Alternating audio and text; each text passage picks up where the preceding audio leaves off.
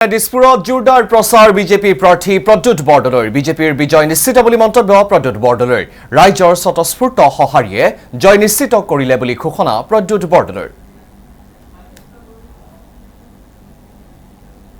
দিছপুৰত বিজেপি দলৰ যেটো সাংগঠনিক যেটো স্থিতি ইমান শক্তিশালী যে মই যদিও নতুন দিছপুৰ সমষ্টি বিজেপি দলটোৰ এটা সুসংহত যেটো পৰিয়াল আছে সেই পৰিয়ালটোৱে সকলো দায়িত্ব লৈ লৈছে মোৰ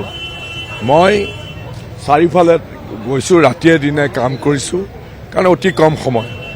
আৰু মই ঘৰে ঘৰে যাবলৈ চেষ্টা কৰিছো লগতে বিভিন্ন ৱাৰ্ডলৈ গৈছো আৰু ৰাইজৰ পৰা স্বতঃস্ফূৰ্ত সঁহাৰি পাইছো চাৰিফালে জলৈকে গৈছো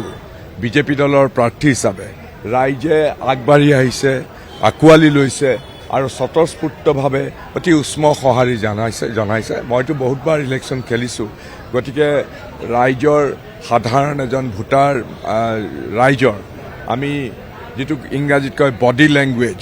আমি বুজি পাওঁ গতিকে মই দিছপুৰ সমষ্টিত যেটো বডি লেংগুৱেজ আমি দেখিছো বা অনুভৱ কৰিছো সেইটো সঁচাকে মই